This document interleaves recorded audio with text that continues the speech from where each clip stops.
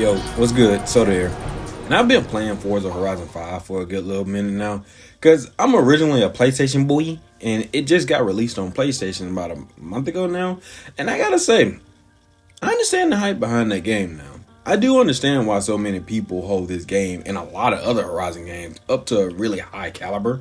It's this game that's part sim, part arcade, and it kind of gives you the freedom to be whichever one you want it to be, and I really like that.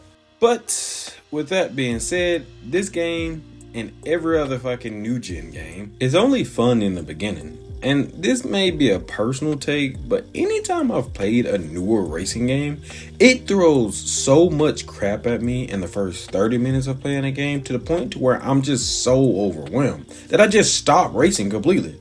Because it feels pointless. The only enjoyment of these games I usually get is from customizing my cars and just kind of cruising around when I get bored. Like, for instance, one of the main things that made racing games in the early 2000s really good was the start of the games, the starter cars. Get some cheap and slow and then build up to something expensive and fast. That within itself was a goal that was placed in you from the get-go.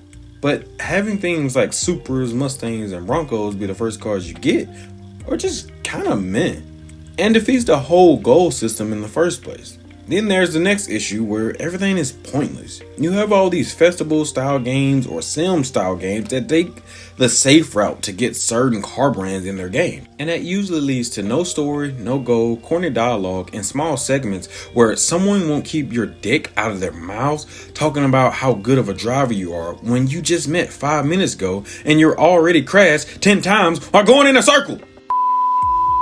The point is, the loss of progression is what makes a lot of new gen racing games kind of mediocre. Alongside loss of progression, there's also loss of rewards. Now ask yourself, if you just did 10 laps of a race that's pretty damn hard, hell, how about one of the hardest races in the game? Would you like something that adds to the world you're racing on? Or would you like a new car or car parts, customization, something that goes around the idea that you're racing a car? Or would you like a speech prompt that's only good for talking to online players when you only play by yourself? Well, tough titties because you're getting the latter. But that's enough rambling. I don't want to talk too much. I just want to talk about some things that would make newer racing games a little bit on the better side. Starting with number 1, cars.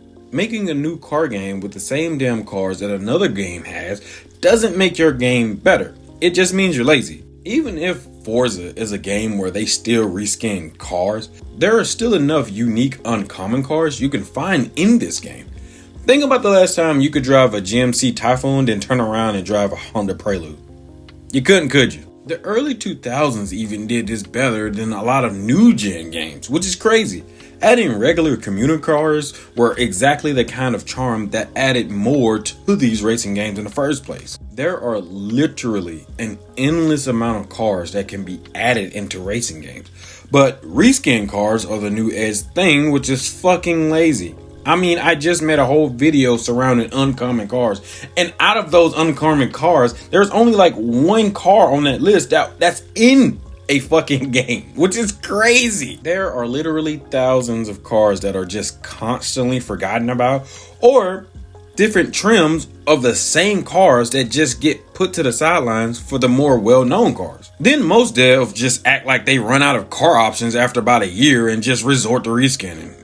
Now, problem number 2, not every game has to be a specific agenda. The festival theme is overplayed, the sim theme is limited, and the street racing theme is going extinct more and more by the day. Being scared to be different is exactly what got us in this mess. Number 3, Build a story that's more linear. I'm not saying you have to limit everything that a player can do at the beginning, but throwing everything at me all at once at the beginning of a game and then saying, go explore, doesn't really set any type of goals. And in my opinion, it's super overwhelming.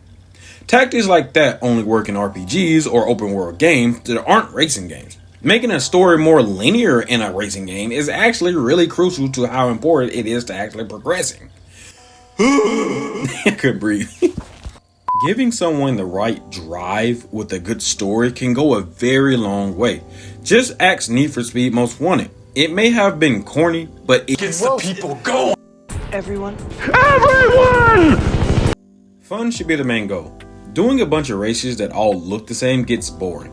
And if I'm being fair, the early 2000s suffered from the same problem. Making me remember a racetrack fondly like Mario Kart is such a hard thing to do in a realistic racing game. Because with how fast you're going, plus the fact that you're usually looking at the road more than anything else, with no ups and downs for real, makes most racing games feel like rinse and repeat type of thing. And street racing games suffer the most with this, which is why it's so wild for games like the Crew Motorfest when there's so much space to play with. Don't take that out of context. Number 5. New gen racing game soundtracks suck ass, and I don't care what anybody's saying. They suck ass.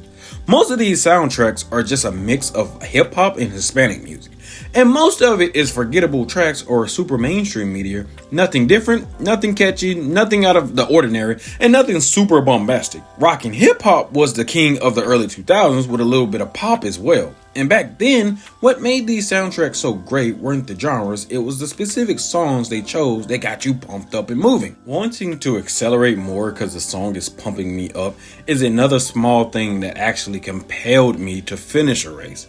Hell, getting me pumped up in the title screen was such a rush to me. It really did. Gets the people going. Number 6, and one of the ones that I've been preaching about for a while now. Rewards and side objectives. Loot shouldn't be half-assed. The one thing I love being rewarded with in racing games are cars or anything that help customize my cars. It's so exhausting playing racing games, and most of the rewards you get for side activities and challenges are usually things that go hand in hand with your online persona, which is such a fucking snooze fest. Why do I need new emotes and clothes for a character that I rarely see or use? That only works for games like GTA where your character is very prominent. But here, it just kind of feels like a waste of space.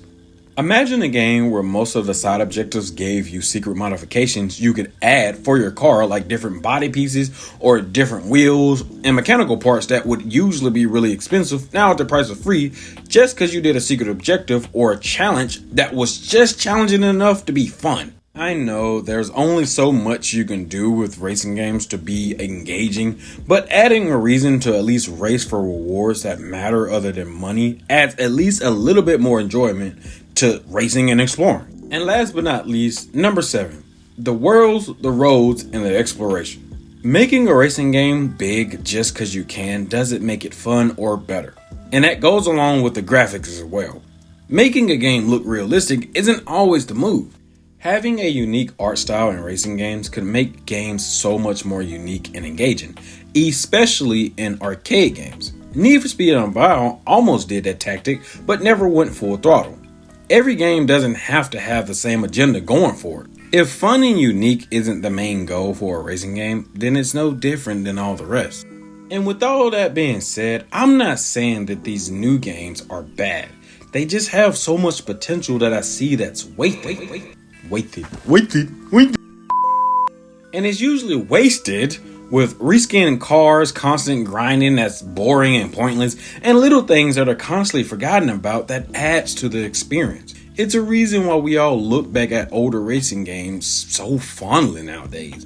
And I really do want the best for the next gen racing games, and I think taking a smaller step in the right direction can go a very long way. Old gen racing games just had this overwhelming aura around them that other newer games just lack. It's this rinse and repeat cycle of the same cars, same ideas, and same feels all around. And yes, I have seen a lot of smaller studios making racing games on Steam. That, in my opinion, needs way more support. But like I said, I'm a PlayStation boy, and I'm too broke to buy a PC. But hey, you can help me out by leaving a like and subscribing. I want to shoot these videos out full time for you guys. And the one thing I didn't realize getting into bigger videos was how long it takes to actually make a YouTube video. It may not seem like a lot, but I do put a good amount of effort into these videos. But I don't plan on quitting anytime soon. And despite which racing games you do play, old, new, middle, what the fuck ever, we're here to have fun. And to be honest, even if you're somebody that defends either one, both of y'all deserve better. You kings and queens both deserve a better racing game and a better racing experience. Because nowadays, racing games are really this forgotten thing. You don't see that much about them. You don't see yearly releases like Call of Duty. Oh my gosh, I wish that game would die. But if you want to come along for the ride, you know, me talking about more content like this, more games, more car games, more cars in general. I have a lot of everything on this channel. Be sure to stay tuned for more content. I mainly talk about gaming and cars at the moment, but I do plan on growing further to movies and other things in the future. I drop short form content almost every few days, but longer form content usually kind of takes longer, so I've been kind of slowing down on that. But I usually try to drop the longer form content within 1 to 2 weeks at a time. And I love you guys for the past support you've been giving on my videos. It really does mean a lot to me. And honestly, I hope we keep growing together. Check out some of my other content like shorts and my uncommon car series where I talk about, well, uncommon cars. Let me know what else you guys would like me to talk about, and what's your favorite new gen racing game, and what's your favorite old gen racing game. But regardless, I'm gonna go take a nap. You peeps take it easy. Soto out. Peace.